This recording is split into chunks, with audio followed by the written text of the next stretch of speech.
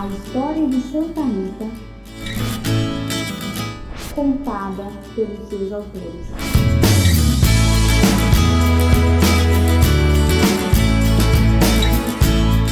Nós estamos aqui com o Macau, uma figura, uma pessoa importante aqui da história também de Santa Rita, nesse projeto aí encabeçado pelo nosso amigo Rony Cardoso, que é a história de Santa Rita contada pelos seus autores.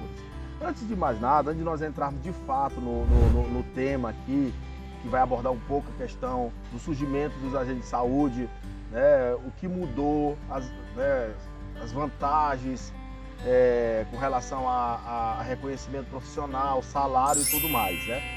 Primeiramente, Macau, eu gostaria que você falasse pra gente aqui um pouco sobre o sítio Boa Vista, que hoje também, que a maior parte, na realidade, do santarritense, a maioria dos santarritenses, melhor dizendo, conhece sítio não conhece o sítio Boa Vista, conhece como Granja. Mas eu percebi que tem algumas pessoas do sítio Boa Vista que não gostam que seja chamado Granja, e tem outros que tanto faz, né?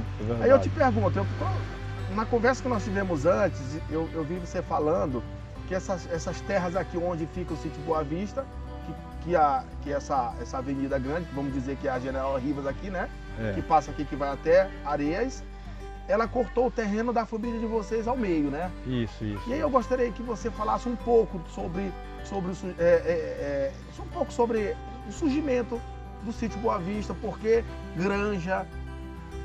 É assim, ó, o sítio Boa Vista aqui, antigamente eles chamavam terra de Mucambo, que isso aí é coisa de meus avós ainda. O apelido Granja surgiu a partir do momento que o senhor João Guilhom, ele comprou um terreno aqui e trouxe uma granja para cá. E não tinha nome. Uns chamavam Vila São Raimundo, outros chamavam Alto Paraíso, mas não tinha um nome definitivo. Aí o pessoal começava a chamar de Granja por causa da granja que ele fundou aqui, que depois ele vendeu para o seu José Damasceno, o pai da doutora Thelma, e a granja ainda continuou alguns anos, que o ADA tomou de conta ainda por alguns anos, ainda depois transformaram num trabalho muito bonito de consultas, trabalho voltado para a área de saúde, que ele implantou aqui, que foi um trabalho muito bonito, que atendia muitas pessoas praticamente de graça. Então, aí quando foi no ano de 87, nós fundamos a nossa comunidade aqui, que eu estive presidente por alguns anos. Na época da fundação eu fui o presidente, fui eleito presidente da comunidade. E com o surgimento da comunidade, aí a gente foi procurar em documentos antigos o verdadeiro nome. E o nome que tinha lá era Sítio Boa Vista. Mucambo eram terras que eles chamavam, que pegava da beira do rio, na beira da estrada de terra. Aí chamavam de Mucambo, de Tabordo, não era Mucambo, era Tabordo.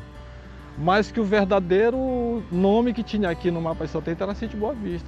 Então aí nós, vamos esquecer o negócio de igreja. Tanto é que Márcio Muniz, ele ficava muito injuriado comigo. Porque eles vieram e botaram bem aqui a placa, quando o doutor Ito botou a primeira placa aqui, botou Povoado Granja.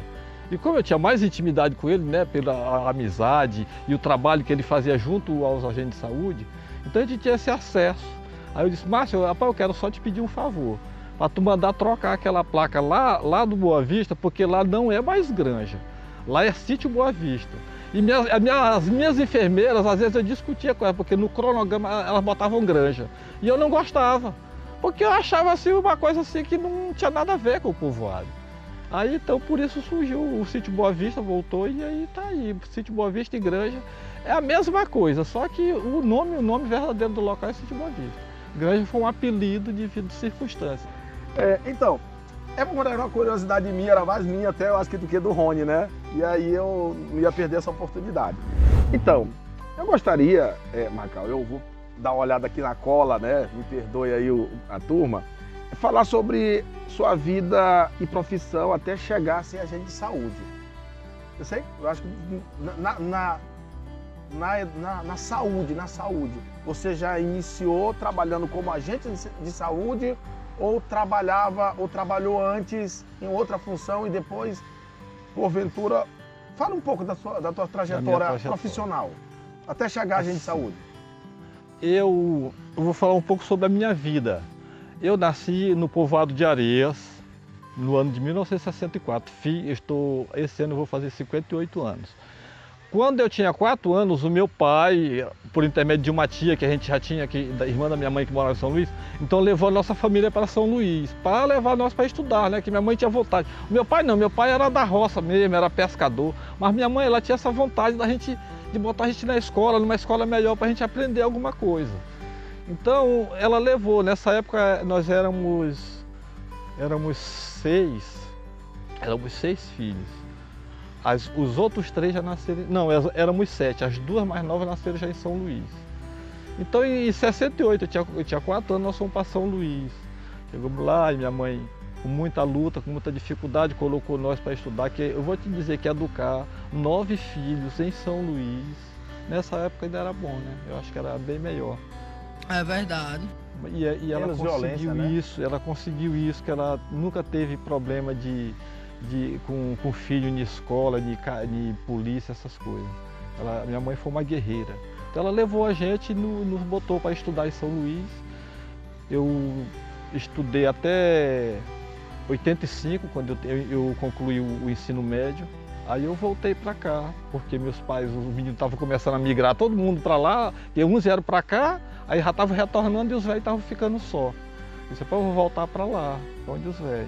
Voltei para cá em 85, em 86 eu comecei a trabalhar como professor do município. Trabalhei por 86, 87, 80, por 3 anos eu fui professor do município. Bem aqui era a escola sala multisseriada, né, nessa época. As 4 séries do fundamental eram juntas. Aí eu comecei como professor. E em 91, em outubro de 91, surgiu a oportunidade do programa de agente comunitário de saúde, veio para o Brasil inteiro. Ele já tinha sido feito uma etapa experimental no Ceará, que foi onde foi o programa piloto, foi no Ceará. E foi uma experiência muito boa, né? O governo achou que deu resultados assim imediatos, porque é uma coisa que você está ali dia a dia, 24 horas por dia, junto com sua comunidade, porque a regra principal do programa de agente de saúde era que a pessoa que fosse ser agente de saúde, ele tinha que morar pelo menos há 2 anos dentro da comunidade que ele concorria para atender. Ele tinha que morar lá dentro pelo menos há 2 anos, quer dizer, ele tinha que conhecer as pessoas. Essa era a maior exigência para ser agente comunitário de saúde. Você tinha que morar dentro da comunidade que você queria trabalhar, há pelo menos 2 anos anteriores. Então foi uma experiência muito boa que eles fizeram no Ceará, e o Fernando Collor, que era o presidente, lançou o programa para o mundo, para o Brasil. Abrangiu, acho que 90% do Brasil, que deveria ser 100%, mas não chega a 100%. Mas é um programa que vai lá dentro da Amazônia, vai nas aldeias, vai em todo lugar, tem agente de saúde que você imaginar, tem agente de saúde. Porque é um programa criado para isso, para ir lá dentro das comunidades mais humildes que esse país tem. Então em 91 nós fizemos o seletivo, o primeiro seletivo. Dei graças a Deus que fui um dos aprovados, nós somos 24 agentes de saúde. A primeira turma de Santa Rita foram 24 agentes de saúde. Hoje ainda desses 24, nós somos 9, que fizemos 30 anos agora, dia 20 de janeiro de 92 nós começamos a trabalhar. Fizemos 30 anos agora, dia 20 de janeiro de 2022. Que estamos nessa luta aí, prestando nosso trabalho à comunidade. Eu, sinceramente, e acredito que meus amigos, com muito, muito amor, muito orgulho, muita vontade de trabalhar mesmo. Porque ser agente de saúde é muito bom, mas não é fácil. Porque a gente não agrada nem os filhos da gente 100%, imagine uma comunidade inteira. Verdade. Aí a gente, de 92 para cá, vocês já sabem um pouco dessa trajetória aí, a gente é uma das lideranças desse grupo, tem buscado, não temos tido muitas conquistas na área profissional, pelo menos a gente tem se mantido na ativa, recebendo o que o governo manda pra gente. É isso aí. Assim, Macau, quais assim, durante essa tua trajetória, assim, qual foi assim as maiores dificuldades que tu lembra, assim, que vocês enfrentaram, assim, dificuldades que eu acho que teve alguma, Além de falar das dificuldades, teve alguma que em algum momento tu pensaste assim, cara, eu vou largar isso aqui, não dá pra mim. Teve alguma situação? Fala um pouco dessa trajetória. Olha, Gilmar, nós assim, hoje a gente ainda enfrenta porque infelizmente os governos municipais, eles não conseguem manter o programa como deve ser, porque o programa deve ser médico, enfermeiro, agente de saúde, 5 dias por semana, 8 horas por dia dentro da comunidade, fazendo visitas domiciliares, fazendo atendimento, fazendo preventivo, fazendo pré-natal, fazendo vacina. Esse é o trabalho da equipe do PSF, que hoje nós temos o respaldo do PSF, que quando foi criado era só agente de saúde, com uma coordenadora para o município inteiro. Eu trabalhava nessa área que ia daqui da ponte de Carema até na Barra do Carema, eu trabalhava, tinha uma família lá. E eu ia até na Rua do Campo de Areias. Depois do Cantagalo? Lá na Barra, lá onde eles botam a rede de pesca. Sim. Tinha uma família, para você ver a dificuldade que a gente enfrentava no início. No inverno, você sabe, o rio enche muito. E eu tinha uma família lá e eu pesava 2 crianças de uma família, porque antes do primeiro menino completar ano, ela teve a menina, a segunda. Então eu pesava essas 2 crianças e levava vacina lá. No inverno eu tive uma situação que eu fiquei com medo de morrer. Porque eu cheguei lá e a menina disse, olha, o garapé está muito cheio, não vai dar, porque eu ia pro dedo do mato, né? Sim. Porque tinha o caminho que ia pro dedo do mato. Mas eu te arranjo a canoa. E eu desci na canoa, velho.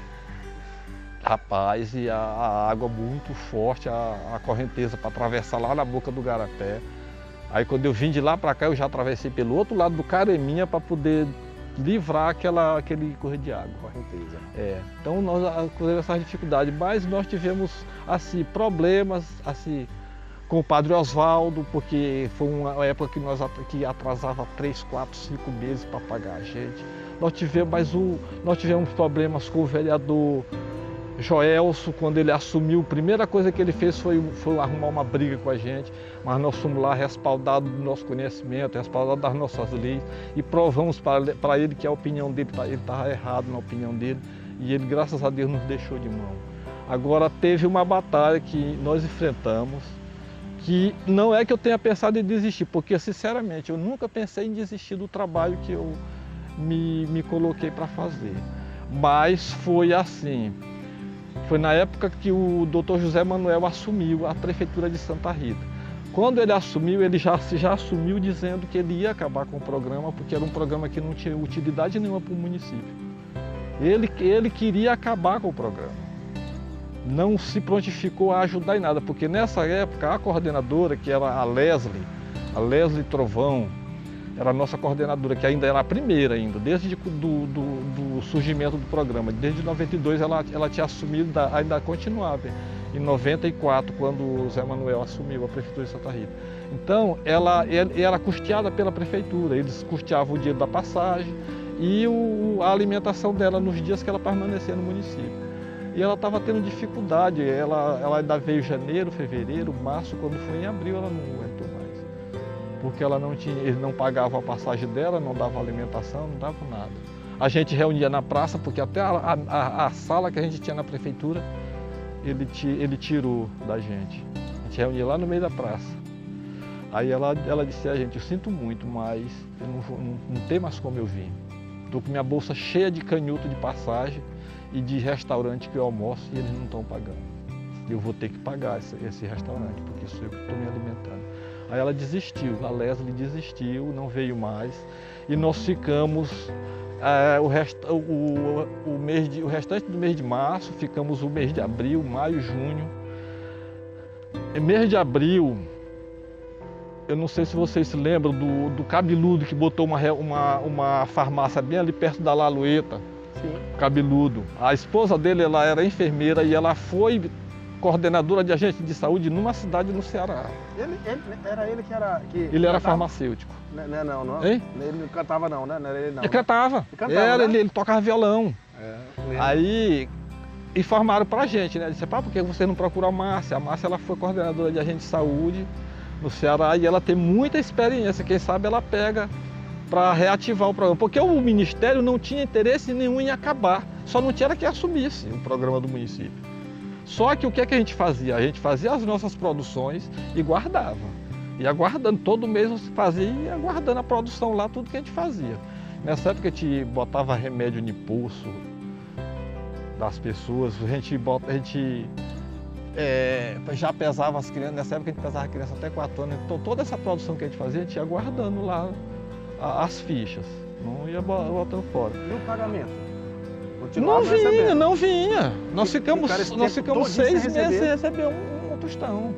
Não vinha porque não tinha a coordenadora para assinar as produções e enviar lá para o Ministério.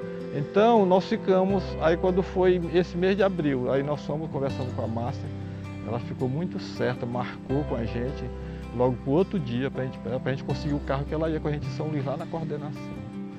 Quando foi que no outro dia que nós chegamos, olha a decepção, cara. Ele mandou um senhor de Benedito, que era o assessor dele, era quem mandava lá dentro da prefeitura, chamar ela e dizer que era para ela se sair disso, que isso era briga de cachorro grande. Eita! Era para ela se sair, que ela não sabia não onde ela estava se metendo. Intimidação total, né? Ela nem recebeu a gente lá na farmácia, nem apareceu para nos receber. Nós ficamos, quando foi mês de maio, doutor Hilton trouxe uma enfermeira, que hoje ela é uma das chefes lá do hospital Carlos Macieira, a doutora Helena Tomás. Ele trouxe para ser a diretora da clínica dele. E Zé Manuel, acho que por conhecimento, para amizade com eles lá, já queria ela para secretária de saúde, só que ela não aceitou. Aí eu não sei, uma pessoa que chamou Maria Raimunda de Lucas ali no Céu Azul, era agente de saúde lá do Alto de Fátima. Chamou Maria Raimunda e a finada Luziane, que era agente de saúde do Oiteiro dos Pires. E disse, um amigo dele lá, disse, rapaz, olha, chegou uma enfermeira nova lá na clínica de doutor Hilton, por que vocês não procuram ela, para ver se ela segura o pepino de vocês? Disse, rapaz, a gente não vai perder nada com isso. Perder, nós já estamos perdendo, né? Que nós estamos há quase 6 meses sem receber dinheiro e estamos praticamente desempregados.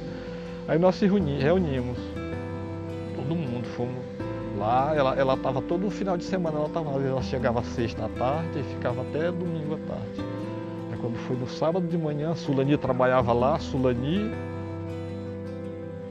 baixinho também às vezes fazia algum serviço por lá com ele, com o doutor Hilton, aí Sulani conseguiu marcar com ela. Para a gente falar com ela sábado à tarde. Aí nós fomos, conversamos, explicamos tudinho para ela. Aí ela disse, olha, eu não vejo nenhuma dificuldade. A dificuldade que ele está botando é o prefeito, não tem dificuldade nenhuma. Porque o Ministério ele não tem interesse de acabar com o programa. Só que, infelizmente, se a prefeitura não custear o coordenador, aí não tem como. Mas vocês peguem os documentos de vocês, as produções, e trago para mim amanhã de manhã, que amanhã à tarde eu estou indo para São Luís e aí até quarta-feira eu já dou uma resposta para vocês. Aí, nessa época ela não trabalhava ainda no Carlos Macieira, ela trabalhava na Mil, lá no Parque do Bom Menino. Depois foi que ela foi para o Carlos Macieira. Ela trabalhava na Mil lá. Aí quando foi na terça-feira ela ligou para a Sulane e disse que era para quarta-feira de manhã a gente está lá no escritório dela, lá na Mil, lá no Parque do Bom Menino, que ela tinha uma resposta para nós. Nós pegamos o carro aqui, não sei, não lembro, parece que era até uma Kombi amarela que tinha aqui em Santa Rita, não lembro quem era o motorista. E nós descemos para São Luís, quando foi 10 horas a gente estava lá, na hora que ela marcou a gente estava lá. Ela disse, olha, eu tenho uma boa notícia para vocês. É mesmo, doutor, o trabalho de vocês está garantido e o Ministério, eu já enviei as produções de vocês, assumir como coordenadora de vocês. E no mais tardar até mês de junho o pagamento de vocês está saindo. Quando foi dia 4 de julho saiu os 6 meses.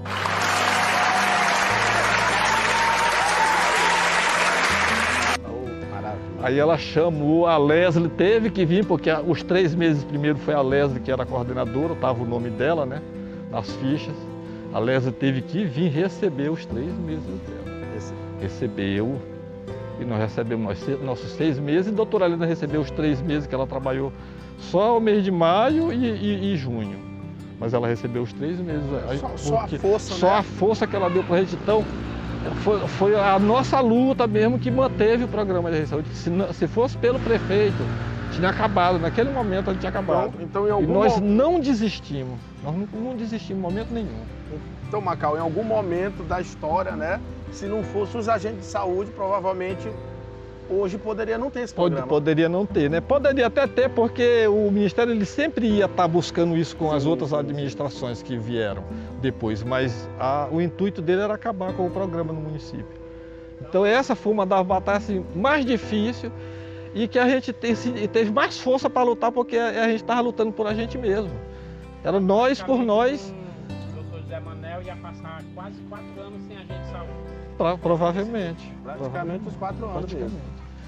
E foi justamente na época que ele era prefeito que vieram os primeiros materiais para nós trabalharmos. Primeira bicicleta, as primeiras balanças. Equipamentos. Tudo veio, tudo foram entregues para a doutora Helena distribuir para nós. Tudo. E, Macau, você já até falou, né, um pouco, né, dessa próxima pergunta que nós temos para ti, né? Eu queria que tu falasse assim de forma bem... que tu já falou uma parte, né? Mas talvez alguma coisa que porventura tenha passado despercebido do que tu falasse agora há pouco. Assim, só logo passar o carro.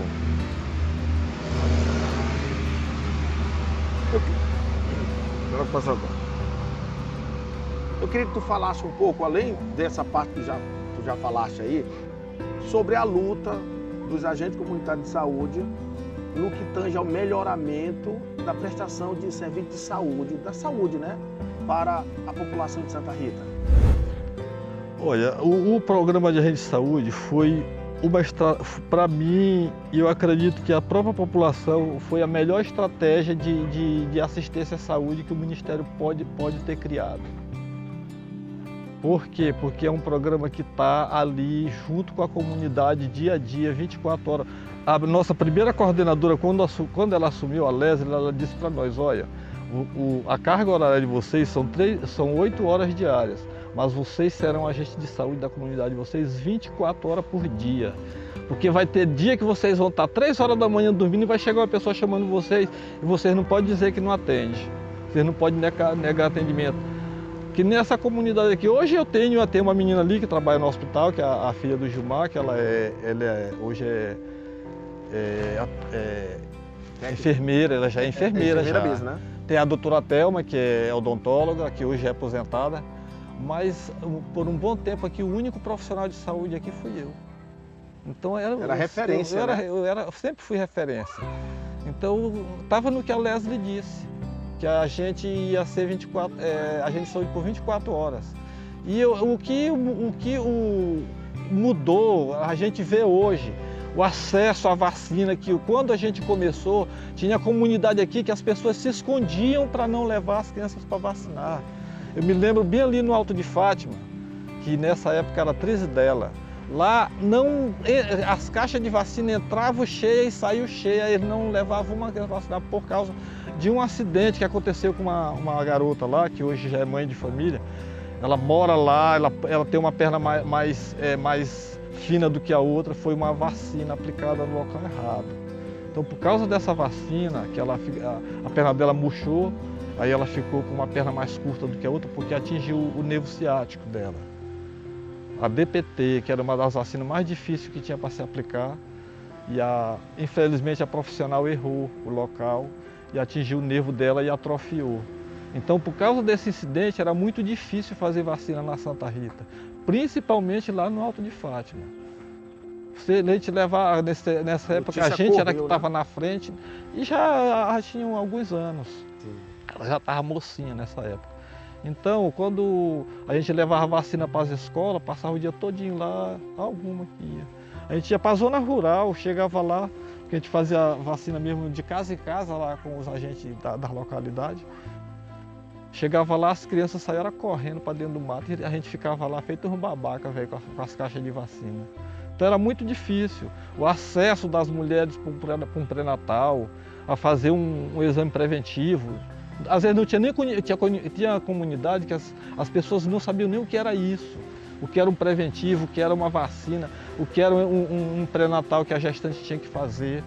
Então, tudo isso o programa de agente de saúde levou para a comunidade, que existia, mas eles não tinham conhecimento e não tinham acesso.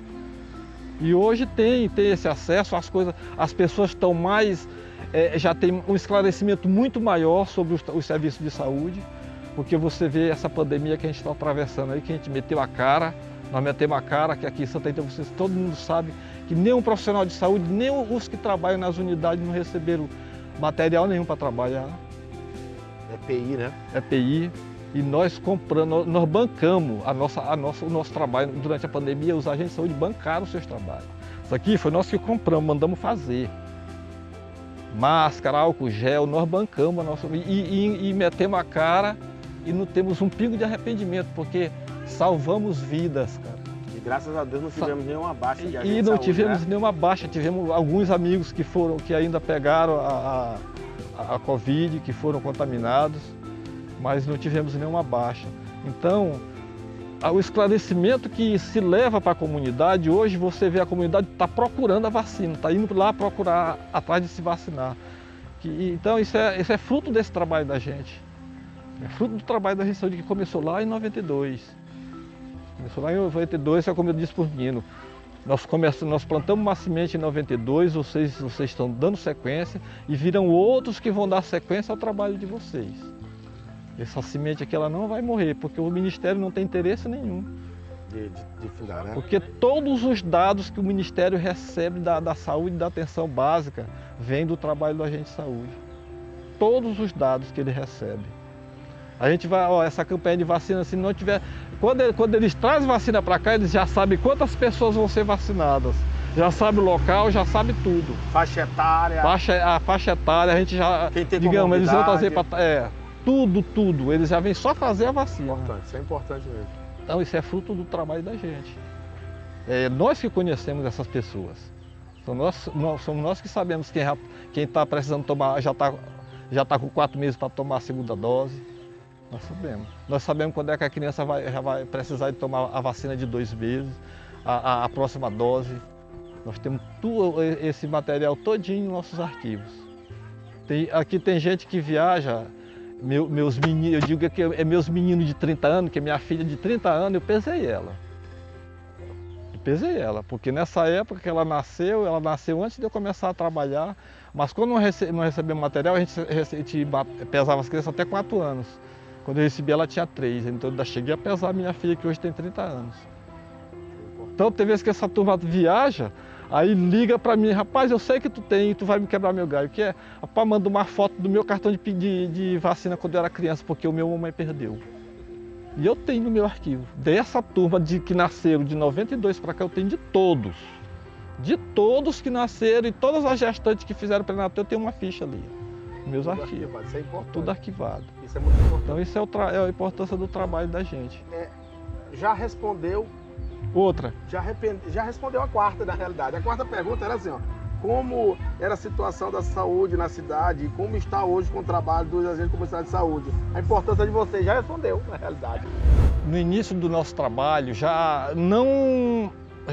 era Oswaldo, não mesmo ainda no tempo de Zé Manuel. O trabalho da pastoral da criança foi muito importante, porque eles faziam um trabalho, eram agentes voluntários, eles trabalhavam porque faziam parte da igreja, mas era um trabalho muito bom, porque recuperou a saúde e a vida de muitas crianças.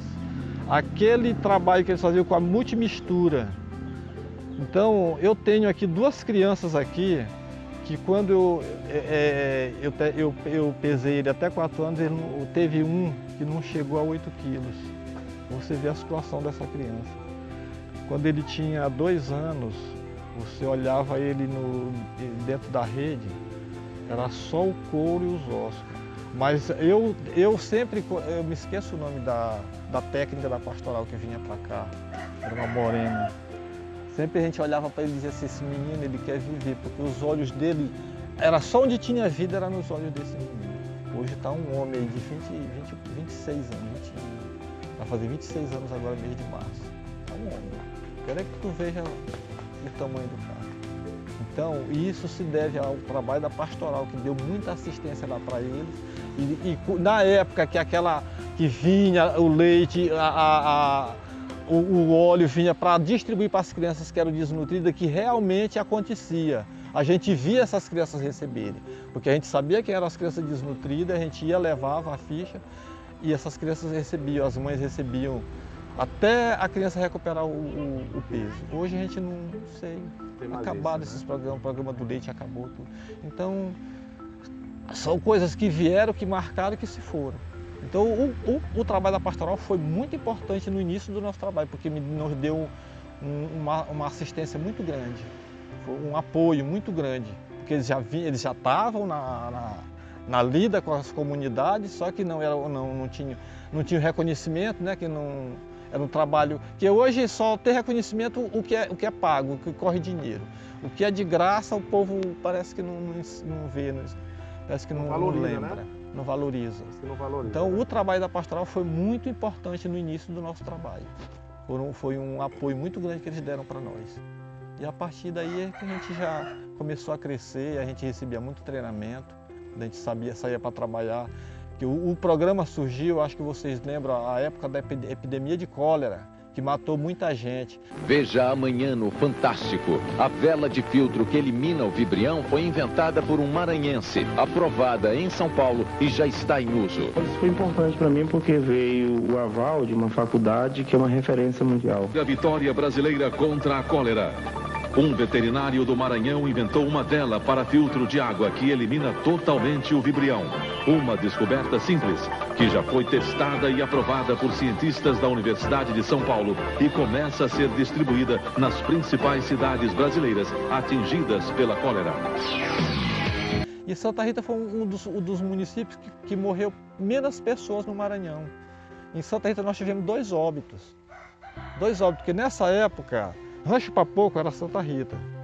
Então teve um óbito lá uma ilha lá que vinha pelo ramal do Abude. Por quê? Porque o campo estava cheio, o senhor se sentiu mal, eles botaram na rede, atravessaram o campo todinho, quando chegou, já ia chegando no Rancho Papoco, ele faleceu na rede. Não deu tempo. E uma senhora lá da Miritiba, que quando chegou no hospital também, no outro dia faleceu, porque a cólera era complicada. A cólera era uma doença muito difícil de se tratar. E nós fomos colocados em campo para trabalhar na época da cólera. Por isso que nós fazíamos tratamento de todo mundo que tinha um poço no quintal, a gente tinha que botar remédio.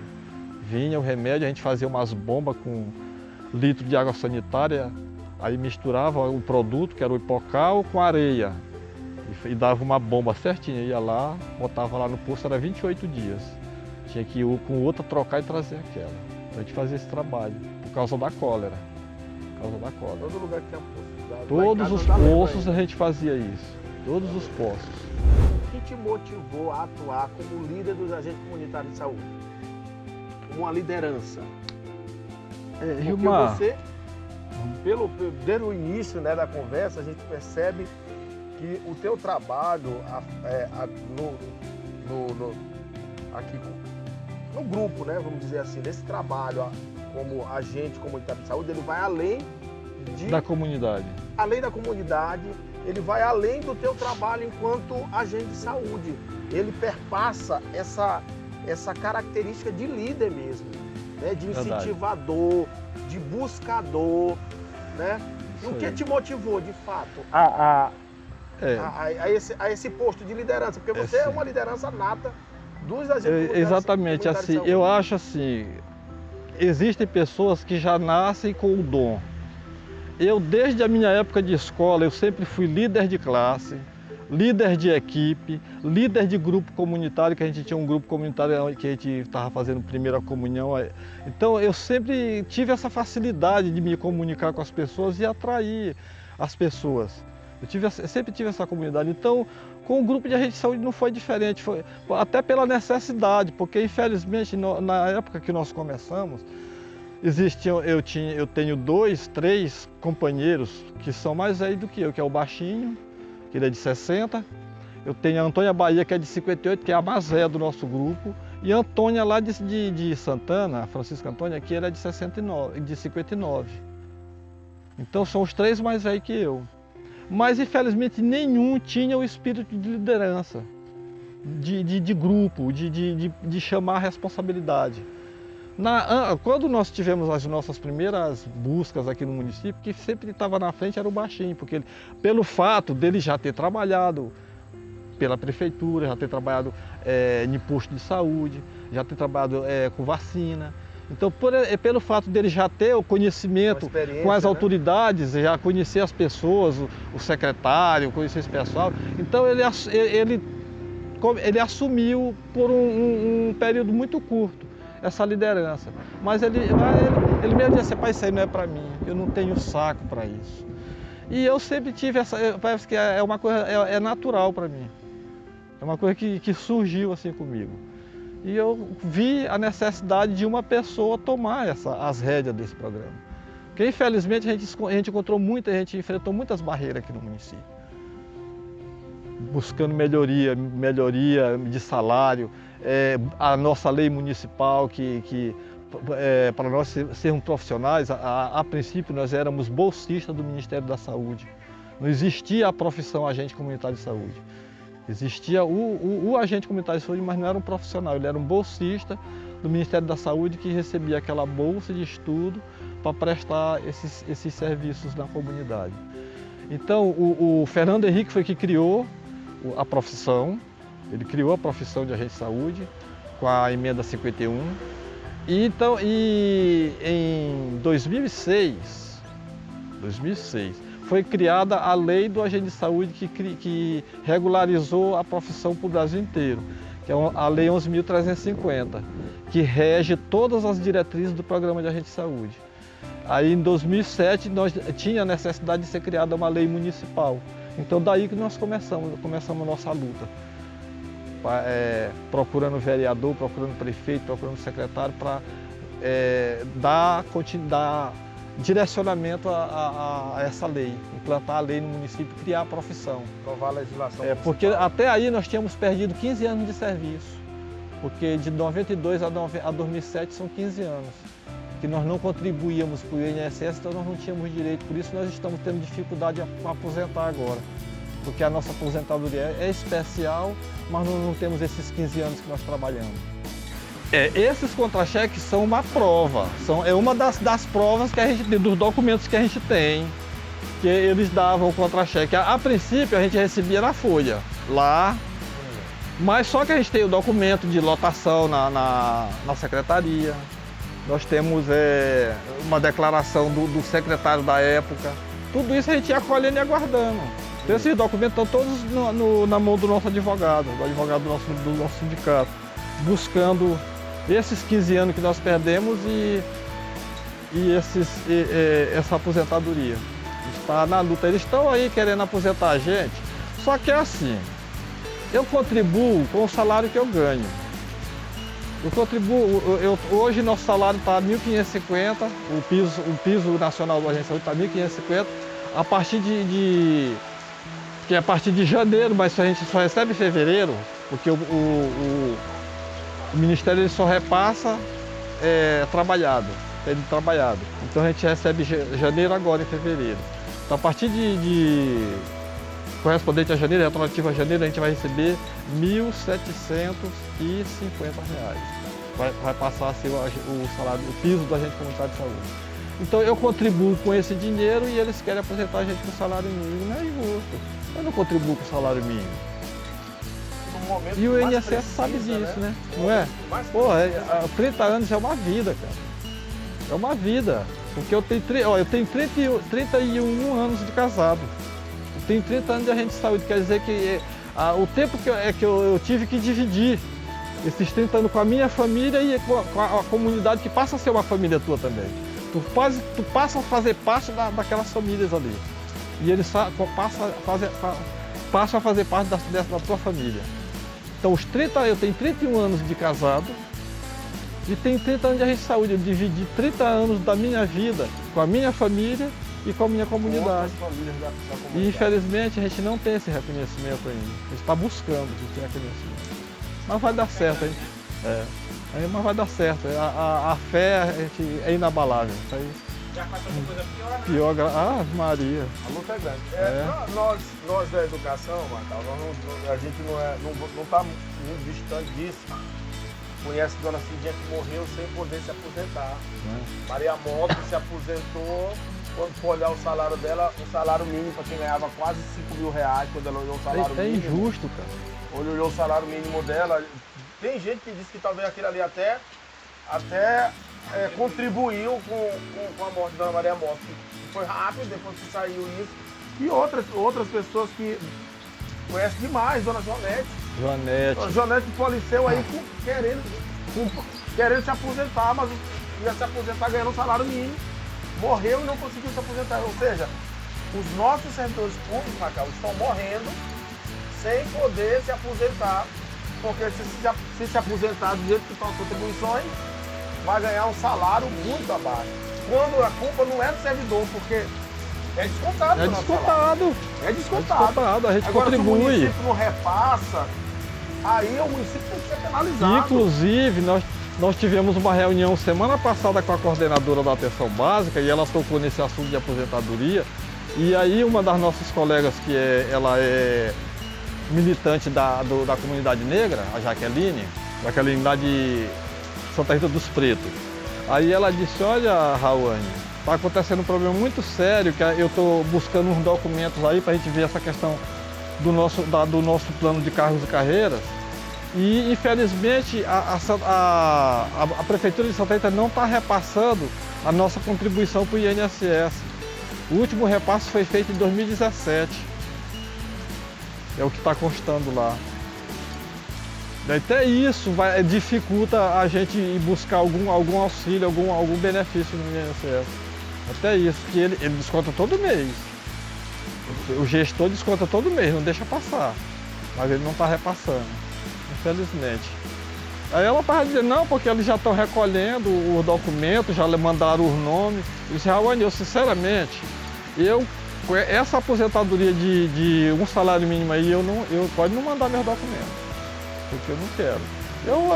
Eu já estou aqui há 30 anos, eu vou ficar mais 3 ou 4 ou 5, mas na hora que a nossa lei for funcionar em Brasília, eu me aposento. Macau, então para finalizar, eu gostaria que você deixasse aí uma mensagem para os agentes de saúde, para a população que são atendidas, né, por esses agentes de saúde diariamente em suas comunidades. Eu gostaria que você deixasse uma mensagem para eles aí, uma mensagem de incentivo, né, para as pessoas que recebem esses agentes de saúde diariamente, uma mensagem de entusiasmo também, de respeito, para que recebam bem esses agentes de saúde, né, que são pessoas que deixam suas casas, mesmo sabendo que recebem um valor que é muito baixo para a importância do trabalho que fazem. Nós sabemos que existem agentes de saúde e agentes de saúde, existem professor e agente de professor, existem políticos e políticos, existem bons funcionários e ruins funcionários, mas a grande maioria, né, e a gente tem que se basear aí pela maioria, são pessoas que vestem a camisa, são pessoas que estão ali quase que diurnamente, né, fazendo essas visitas e acompanhando e ajudando até na marcação de consultas, muitas vezes, né, distribuição de remédios. Eu gostaria que você deixasse uma mensagem aí para essa turma. Bem, a mensagem que eu gostaria de deixar ao povo de Santa Rita é fazer um apelo para as pessoas, porque nós estamos vivendo um momento muito difícil. Nós estamos vindo aí de 2 anos de pandemia, que foi um trabalho muito difícil para a gente. Você sair da sua casa sabendo que você corre o risco de ser contaminado por uma doença que nem os próprios médicos conhecem. Essa é a realidade da Covid-19. É uma doença que os próprios médicos não conhecem, porque se eles conhecessem, já tinha cura. E todas essas medicações, esses coquetéis que eles estão dando no hospital, que os agentes de saúde levam nas casas das pessoas, são tiros dados no escuro. São experiências que os gestores estão fazendo. Isso aí eu tenho muito a louvar o trabalho que o nosso prefeito fez. Graças a Deus, sobre isso, foi uma coisa que ele não deixou faltar, foi medicação de Covid no município. E vacina, o povo só não se vacina se não quiser. Então, nessa parte aí, ele foi atencioso ao povo de Santa Rita. Então, o meu apelo que eu quero fazer ao povo de Santa Rita é que não deixe de se vacinar, que não deixem de levar as suas crianças para vacinarem, porque a vacina é a única arma que nós temos contra essa doença. Eu trabalho com vacina há 30 anos, nunca tive notícia de uma criança, uma pessoa que tenha morrido porque tomou uma vacina. A gente leva os filhos da gente, os netos da gente, a partir da hora que nasce, com 2 dias ele toma a primeira dose de vacina. Durante um ano ele toma 15 tipos de vacina diferentes. E nenhuma criança passa mal e nenhuma criança morre. Então não acreditem em fake news, não acreditem em conversas fiadas, conversas que não têm fundamento. Acredite na mensagem que o seu agente de saúde leva lá na sua casa. Receba ele com respeito e com dignidade, porque ele é o maior auxílio que vocês têm durante essa pandemia. Vocês são testemunha do trabalho do agente de saúde durante esses 2 anos de pandemia. Eu sou hipertenso e nunca me neguei, claro, eu tinha meus cuidados.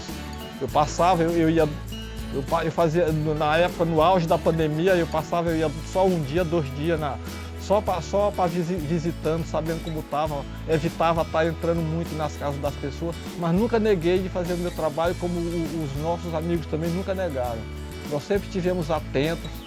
Quando começou a vacinação, nós saímos atrás das nossas pessoas, da nossa comunidade, para tomar a vacina.